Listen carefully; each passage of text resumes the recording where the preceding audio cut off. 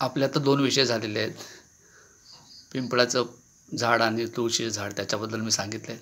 त्याच्याभोवती oxygen बऱ्याच प्रमाणात असते. तुम्ही त्याचा तसा लाभ घ्यावा. तसं आपल्या घरामध्ये गरम मसाल्याचे पदार्थ आहेत, ज्यांनी आपल्या शरीराला लाभ मिळतो. जिरे आहे, बडीशेप आहे. आता जिरे आणि बडीशेपचं थोडंसं आपण उदाहरण घेऊन बोलूया. रोगप्रतिकारशक्ती त्यावेळी आपल्याला गरज होती. कोविडच्या वेळी रोगप्रतिकारशक्ती काय त्याच्याबद्दल आपल्याला माहिती पण नव्हती. तरीसुद्धा आपण हळूहळू त्या गोष्टी समजायला लागल्या आणि मग ते आपल्याला फायदेशीरच झालेल्या आहेत. त्यात आहेत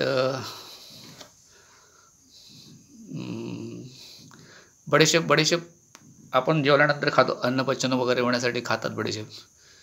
बडीशेपचा तोच फायदा चांगला आहे पचन वगैरे होण्यासाठी. तसंच जिऱ्याचंही तसंच आहे.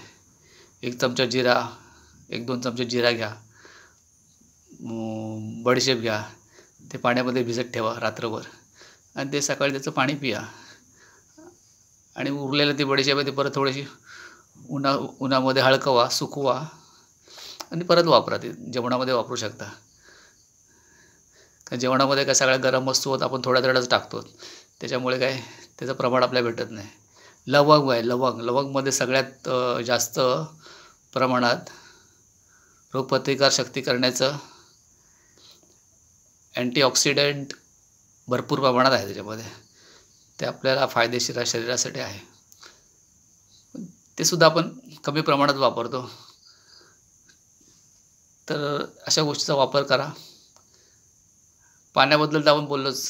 पाण्याबद्दल मी तुम्हाला वेळोवेळी सांगत राहीन की 72% आपल्या शरीराला पाण्याची गरज आहे. 28% आपण जेवण लागतं आपल्याला, अन्नाची गरज असते. जर तुम्ही 72%कडे लक्ष दिलं नाही आणि फक्त 28%कडे जास्त प्रमाणात लक्ष दिलात तरीसुद्धा आपल्या शरीराला हानिकारक होऊ शकतं. जास्त गरज पाण्याची आपल्या शरीरासाठी. प्रत्येक आपल्या नसांमध्ये पाण्याची गरज आहे. डोक्याच्या केसापासून त्या पायाच्या तळव्यापर्यंत आपल्याला पाण्याची अत्यंत गरज आहे. पाणी लागतेच लागते. कारण किडनीवर प्रेशर येतो ना. जर तुम्ही चांगलं नाही पाणी प्यायलात तर किडनीवर प्रेशर येतो. किडनीवर ताण पडतो आणि मग किडनी निकामी होण्याचा चान्सेस असतात. बरेचसे आजारी होतात त्याच्यामुळेच होतात.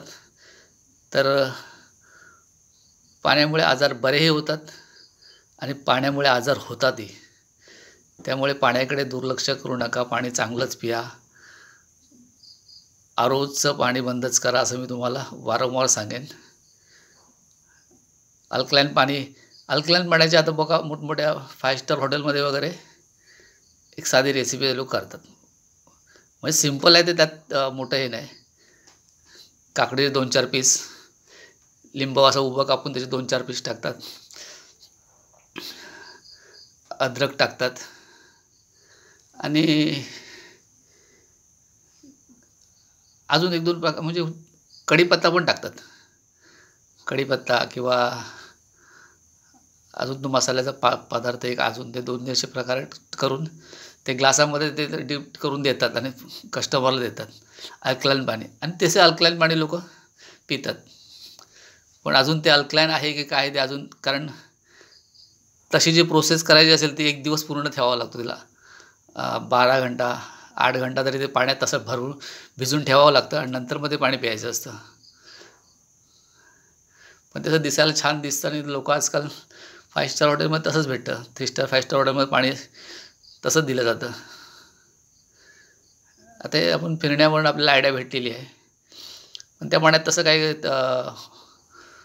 बोलाल तर अल्कलाईन पाणी होऊ शकत नाही लगेच. ते 8 ते 12 तासाची प्रोसिजर आहे ती. 8 तास किंवा 12 तासात ते सगळं आतमध्ये भिजत ठेवलं, उमळलं त्याच्यानंतरच ते अल्कलाईन पाणी होऊ शकतं. पण तेवढं नाही, जे आपल्याला लागतं तेवढं नाही होत. एक साधारण पाणी तयार होतं. त्याच्यावर चालला आहे आमचा प्रयोग चालला आहे. प्रयोग झाला की 2-4 दिवसांनी परत तो व्हिडिओ करेन मी आणि तुम्हाला टाकेन. घरगुती अल्कलाईन पाणी बनवतात ना, ती पद्धत चांगली आहे वाईट आहे सांगेन तुम्हाला त्याच्याबद्दल. पण पण तसं करा, कारण शरीरासाठी उत्तम असा काकडी पण आहे, लिंबू पण आहे, पुदिना पण टाकतात. पुदिना पण आहे, अद्रक पण आहे. आपल्या शरीरासाठी हानिकारक असं काहीच नसतं, आहे सगळं चांगलंच आहे. तर त्याचं तसं फक्त कटिंग करून टाकल्याने त्याचं पाण्यामध्ये त्याचा रस उतरेल असं वाटत नाही. पण तरीसुद्धा लोकं तसं हॉटेलमध्ये देतात. आजकाल ती फॅशन आहे तिकडे. 5 स्टार हॉटेलला ती फॅशनच झालेली आहे. साधं पाणी असं दिलं तर बाटलीचं पाणी कोणी घेत नाही सहसा, बिसलेरी वगैरे तसं देतात आजकाल. म्हणजे या प्रवासामुळे आपल्याला ती आयडिया आहे थोडी पाण्याबद्दल थोडीशी एक. आणि प्रत्येक गावागावामधलं पाणी वेगळं चव बदलते. हां, पाण्याचं मी बोललो ना, पाण्याचं ते जाड पाणी त्याचं टी-डी-एस चेक करावा लागतो पाण्याचा. आणि आपल्याला किती, आपल्याला 90 ते 100, आपल्याला 100 ते 200च्या घरातलं पाणी आपल्याला प्यायचं आहे टी-डी-एसचं. आणि 200च्या वरचं आहे ते अल्कलाईन पाणी होऊ शकत नाही, ते ॲसिडिक पाणी होतं. आणि 100च्या खाली आहे ते पण ॲसिडिक पाणी होतं. आपल्या शरीराला हानिकारक आहे ते पाणी. हानिकारक म्हणजे असं पटकन तुम्ही ते प्यायलात आणि तुम्हाला लगेच काय